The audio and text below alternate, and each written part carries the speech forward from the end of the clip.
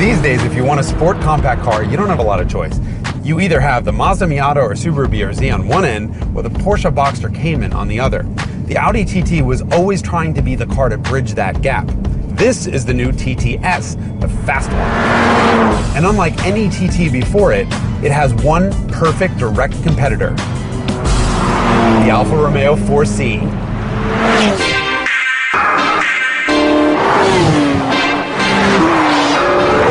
Breaking the dead. Yes, please. Yeah, buddy. Going off the range. Give me all you got.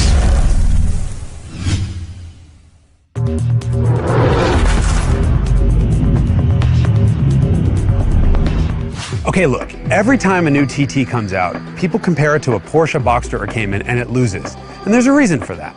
The Boxster Cayman is the entry-level sports car from a company that perfected the 911. And the TT is a gorgeous-bodied Volkswagen Golf. It's kind of got no chance. Rather than doing that old comparison again, I thought of something else that the TT compares directly with. You probably didn't realize this, but the Alfa 4C costs within a couple $1,000s of what the TT costs. In terms of acceleration, braking, and handling, they're right there next to each other. And they both have turbocharged 4-cylinders taken straight out of economy cars. They're also made out of exotic materials. The Alfa's carbon tubbed, but the Audi is aluminum. That's something you don't find in this class of vehicle. And they're gorgeous. This one in that Bauhaus icon way. I mean, Audi sent it to us in gray, for Christ's sake. It doesn't get any more German than that. And the Alfa, well, it's as red as Italian cars should be. This Alfa Romeo is a rare car, and not because Alfa doesn't sell a lot of them, but because it's a sports car, and that means it sucks at being a car, but it's amazing at putting a smile on your face. Unassisted steering, you gotta work for your speed in this car, and even the engine is completely and totally flawed. I mean, it has no high-end power, which is all that you want from a sports car, and yet all of these faults remind us what makes sports cars so much fun in the first place. They're flawed. That's the point. It's almost as if Alfa Romeo's engineers stumbled upon the idea of combining an old fun Ferrari with My Little Pony and made like My First Ferrari, a Tyco product. They just decided to put this craptastic interior in a car and said, well, f it. If it's not about having fun, just don't put it in the car. Power steering? Who needs it? The car only weighs 2,500 pounds. Muffler? I mean, why would you want a muffler? Screw the neighbors. God, this car is fun. You know, like 40, 50 years ago, there was a huge purist movement against power steering. And eventually everyone just shut up and accepted the fact that all cars were going to have power steering. That was okay because they wound up being developed into something really good. I've been on a similar crusade for the last 10 years about electric power steering. And it's only once you get back into a car with no power steering at all that you realize just how much we're missing. This wheel is constantly talking to me. And yeah, the efforts are high when you're driving at big cornering Gs, but just kind of driving on the street, it's totally fine and totally usable. Don't believe anyone who knocks this car for not having power steering. So playful, it's so much fun. I love you!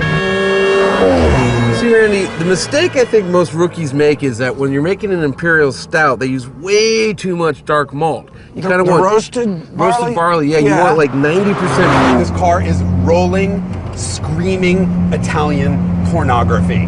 I love every last bit of it. There's a phenomenon called a lupulin shift, right? And that's when something that, when bitter stops being bad and starts tasting really good. When you're so drunk you can't tell. No, it's more like cigarettes, where like the first couple you smoke are disgusting, and then before you know it, you're addicted for life. That's a dirty trick. Hey! Oh, hey, Jason. How was it? Hi. So much fun. Yeah. So much fun. So listen, this is a really interesting comparison test because the TT, Audi was all worried about it. So, oh, this is not our track-focused car, it's just merely a quicker TT. They're always worried about everything. They just won't play. Right, and they don't have any reason to be. That car is seriously good, especially when you consider its underpinnings are Volkswagen Golf. This, on the other hand, okay, carbon tub, mid-engine rear drive, it's got great traction coming out of corners. Dodge Dart transmission. Nobody's perfect. Nothing's perfect. But, the TT has great traction coming out of corners too. It's a Haldex all-wheel drive system, so you can't quite pitch it sideways under power. Right, but on a racetrack, you don't want that, right? You want grip. What? Yeah, hooked up. Yeah, Hooked up. puts Wrong. the power down. Stop hanging out with him. You're quoting him. Sideways is always better. Good man. Good man, John. Anyway, so listen. So TTS, right off the bat, my first beef with it is you can't get it as a convertible anymore for some inexplicable reason, and you can't get it with a stick. You can't get this thing with a stick either, but you can get it as a coupe or a Spider. We can't actually get it with a coupe. For whatever reason, they don't have any coupes lying around, so we have to just ignore the fact that this thing is a roadster. So that's just a black hardtop. It's a black hardtop, yeah. Copy. No, that's a cool comparison. And I like, I mean, like, you know, just visually looking at these two things, they couldn't be more different. No. I mean, that looks like some kind of like train component, and this is just a stereotype of what a sexy Italian thing is. Got the curve. Oh my God, just low, wide, everything. But what's so crazy is Ingolstadt is only 400 miles away from Milan, and that's like the distance between LA and San Francisco, and yet They couldn't be more opposite. You start that in the morning and it's like all dramatic and nice. Start this, it's and everyone scatters and runs. It's so much fun. I mean, I think what we have really is a case of, you know, the head versus the heart. Let's see which one's going to win the race. Okay. Race. Oh, so great. I get to race against Randy Popes. Kind of hoping Johnny's weight slows him down so I can beat him to the first corner, but we'll see what happens.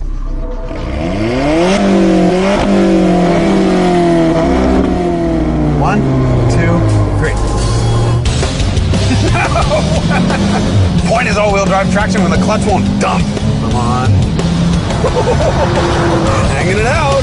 Nice, Randy. We move. Oh my God. I didn't know Alphas did that. 2 feet off his bumper. Let's go.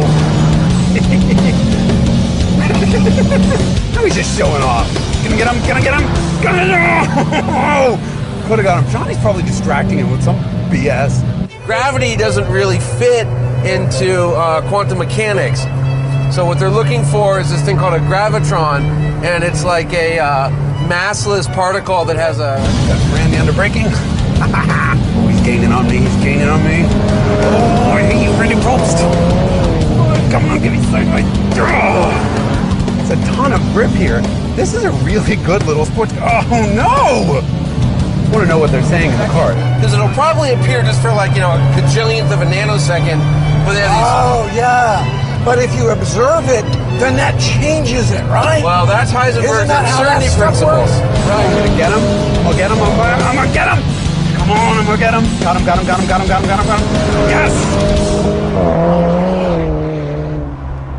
Randy, does F stand for f***ing fast? God, that's a lot of work keeping up with you.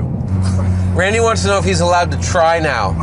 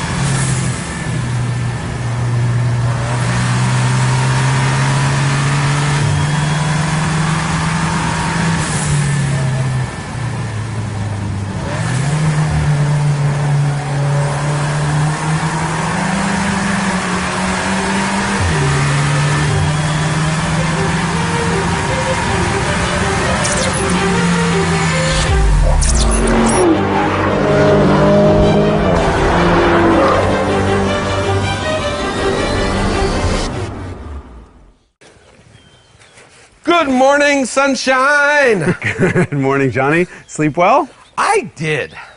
So, you all ready to go? I'm packed now. Ooh. Anyway, I could drive the Audi and you drive the Alpha?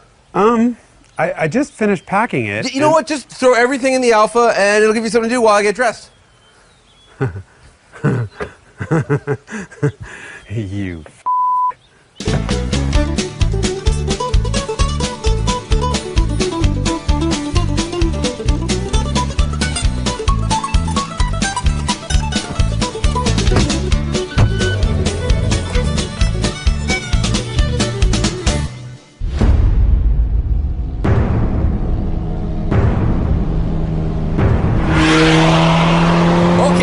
Alpha 4C. I'm hopelessly in love with this car. I mean, I realize objectively it's perhaps not the most amazingly built car in the world. Well, I'll just play bad cop for those of you watching along at home.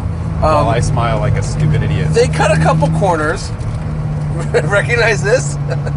This is from the 80s. Look, it has a radio in it, so the corner wasn't quite cut off completely. It's trimmed. You can harp about interior build quality, and we can harp maybe about trunk space or lack thereof. You could harp about how noisy it is, and you could harp about... I don't care. It's so much fun. So, you know, our boss, Ed Lowe, he said the best thing about this car. He said that the Alfa Romeo 4C is the perfect fifth car. Yeah, that's probably right. And how many cars do you have at the moment? 7. So it would be a perfect eighth car. Perfect eighth car. In fact, if it had a credit card machine right there, I'd pull out my Amex, swipe it, and buy this thing. You know, if this had a credit card machine, I would swipe your Amex and get a big fat cash advance. And what would you do with it? I don't know. You know what I might do if I had cash advance that came from your credit card? Is buy this thing a better engine and transmission. Because really my only beefs with this car are the driveline. You know, there's a lot of turbo lag. And then this dual clutch, it's a dry dual clutch, which means that the clutches aren't bathed in oil, and that means they don't have the thermal capacity that regular dual clutch automatics do. So it's not as quick. It can't manage slippage, right? So the clutches have to be either engaged or not, and slipping will overheat them, and that means it's got to shift quickly when you don't really want it to, and then can't shift quickly when you do. Right. So yeah, that's a big limitation in this car. I don't know why they didn't put a manual in it. They don't know why. The Alfa Romeo said they never even considered it. I think they were drunk. If this had, like we've been saying this, the motor out of the Honda S2000, right? 240 horsepower from a 2-liter inline 4 and a manual, would it be better? Yes. I would own one. I would own this car if it had that. Would it be different? Yes, and I kind of love this car as is. And Anthony, our director, you know, he said something very interesting. He's like, I love the turbo blow-off noises. Like, it sounds like Group B cars. Oh, it does. Ready? It's kooky. Yeah, it's so I wish they had both. I wish they had the option, right? So if you want naturally aspirated manual, fine. If you want the mini GTR, fine. Because it really is a lot of fun, even with the dual clutch, even with the big turbo lag. It's a lot of fun. I mean, I like cars with personality, you know, and that means flaws, right? And personality is really flaw. So there's this NPR article, and they're talking about that, you know, perfection killed rock and roll. And one of the examples they were using is, you know, the Beatles song "Rain." The bass guitar's out of tune in one part. They're singing out of key slightly. Ringo's behind in one bit, and it's one of the greatest songs ever recorded. So claims the article. Nowadays, you'd fix all that in post, and I kind of feel they didn't do that with the Alpha. They didn't fix the flaws, and the car is so much better for it. Like this has a chance of in 30 years being a classic car. There are no sports cars left in this world. They're all actually GTs. They're comfortable, they're smooth, they're uncompromised. You get in and drive across country. A sports car, on the other hand, is about the experience, right? And not the speed. And a true sports car, you would never want to get in and drive across the country. Most of the time, you wouldn't even want to get in and drive to the grocery store, but then you get in, and once you're in it, you wind up driving across the country because it's so much fun, right? It sounds silly to say, but I love lovable cars. Well, and lovable cars are lovable because they're flawed, and this is deeply, deeply flawed in all the right ways that make me want it. Not to daily drive, but to spend, you know, an afternoon on back roads or make the ride to work fun. And then, you know, this one's a convertible. We could just take this top off. Probably do it right now. There we go. Oh, yeah. There we go. Oh, this thing is perfect! Yes. Hear that noise outside. Wonderful. Who needs a muffler? This is the best car to be in the car with Johnny Lieberman. We can't hear him.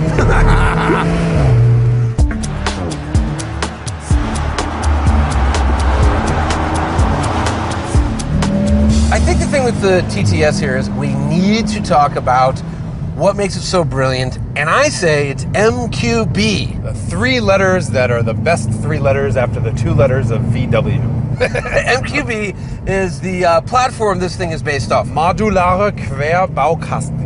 Right, and that means Modular transverse engine architecture. Yeah. Volkswagen is going to have 60 vehicles off of this platform. Right. From an engineering perspective, this is the sexiest car in the world.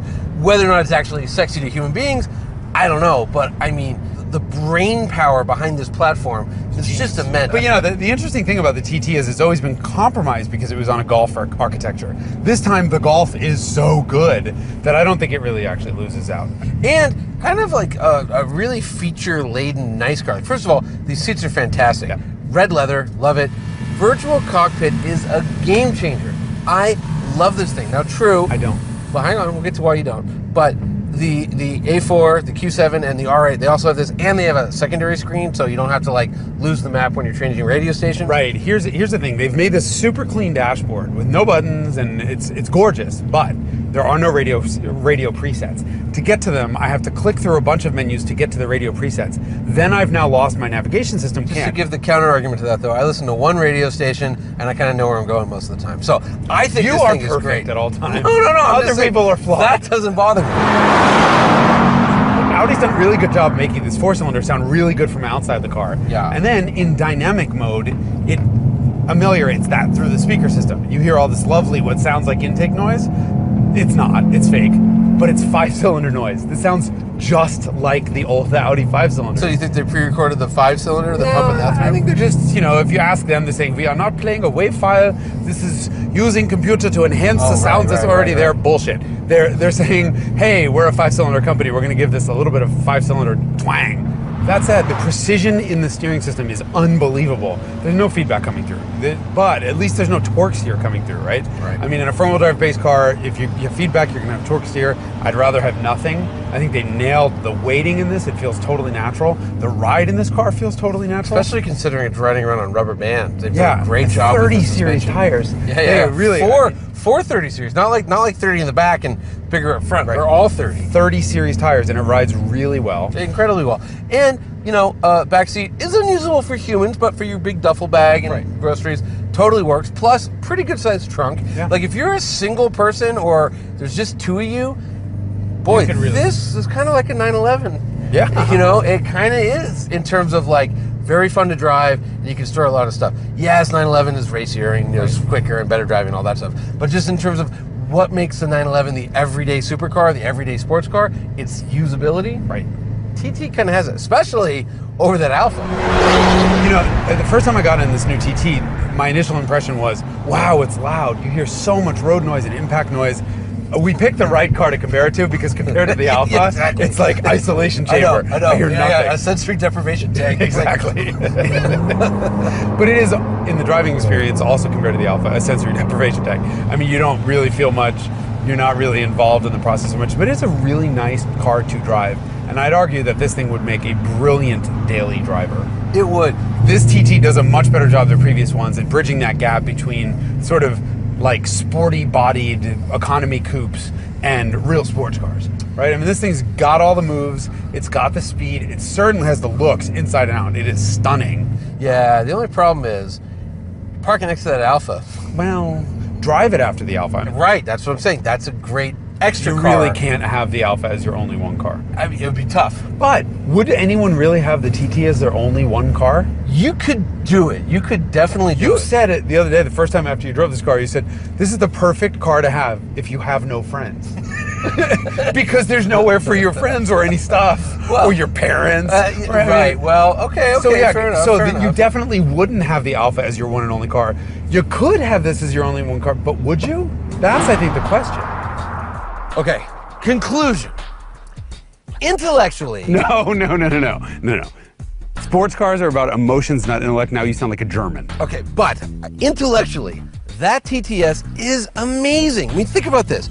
You get the performance of a mid-engine exotic Italian sports car with a carbon fiber tub. I mean, it's 0.3 seconds slower around a racetrack, and it's more than 700 pounds heavier. That's incredible. And look at the design, look at the interior, look at the technology.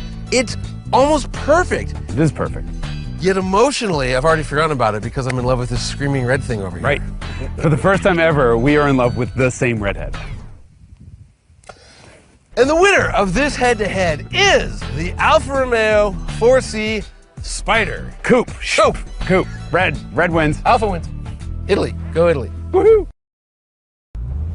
Look, we know you don't have time to wait for the next episode of Head to Head. That's why you need to head to MotorTrendOnDemand.com. That's where the latest episode always lives. The third generation Cadillac CTS-V is the American gun in the German knife fight. You decide what's more attractive. Its 640 horsepower supercharged Corvette engine or its sexy good looks. On the other side of the spectrum sits the all-new Lexus GSF. Its naturally aspirated engine is unique in this heavily turbo and supercharged segment.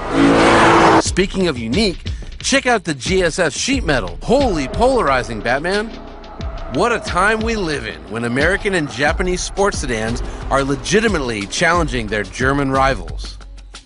But it wasn't always this way.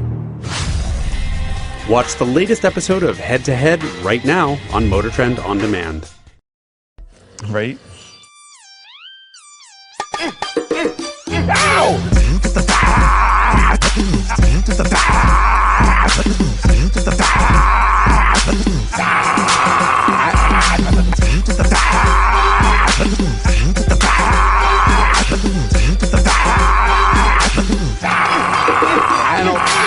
I never want to hear you say, I want it that way. We're on camera.